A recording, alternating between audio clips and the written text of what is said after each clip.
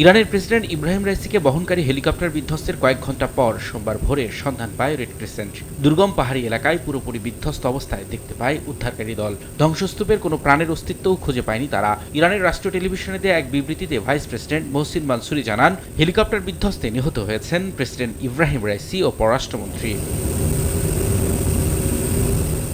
তবে বিধ্বস্তের কারণ সম্পর্কে এখনো কোনো তথ্য জানায়নি ইরান সরকার। দুর্ঘটনা নাকি নাশকতা সে বিষয়টিও পরিষ্কার করেনি তারা। তবে সামরিক বিশেষজ্ঞদের ধারণা, বৈরী আবহাওয়া ও ঘন কুয়াশার কারণে বিধ্বস্ত হতে পারে হেলিকপ্টারটি। গভীর রাতেই ভারী বৃষ্টি ও তীব্র বাতাস উপেক্ষা করেই ইরানের প্রেসিডেন্ট ইব্রাহিম রাইসিকে বহনকারী বিধ্বস্ত হেলিকপ্টারের সন্ধানে নামে উদ্ধারকারী দল।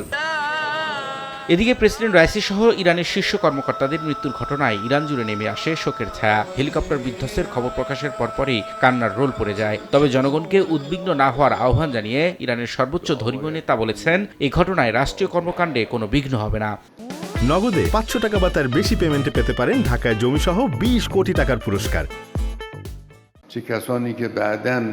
তোমরা যারা এখানে উপস্থিত আছো, এমনকি যারা আমার এই কথা পরে শুনতে পাবা, সবাই নিশ্চিত থাকো যে এই ঘটনায় রাষ্ট্রীয় কাজে কোনো প্রভাব ফেলবে না। খবরটি যখন শোনা গেছে তখন থেকে সবাই অনেক পরিশ্রম করছে, সব ধরনের ব্যবস্থা গ্রহণ করা হয়েছে।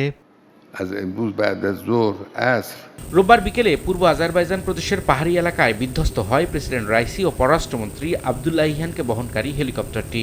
আজারবাইজান সীমান্তবর্তী এলাকায় একটি বাঁধ উদ্বোধন করে ফিরছিলেন তারা।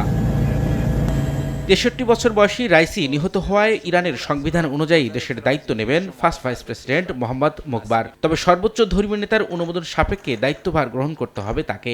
একই সঙ্গে 50 দিনের মধ্যেই নতুন নির্বাচন করার বাধ্যবাধকতা রয়েছে, যদিও 2025 সালেই দেশটিতে নির্ধারিত প্রেসিডেন্ট নির্বাচন হওয়ার কথা রয়েছে।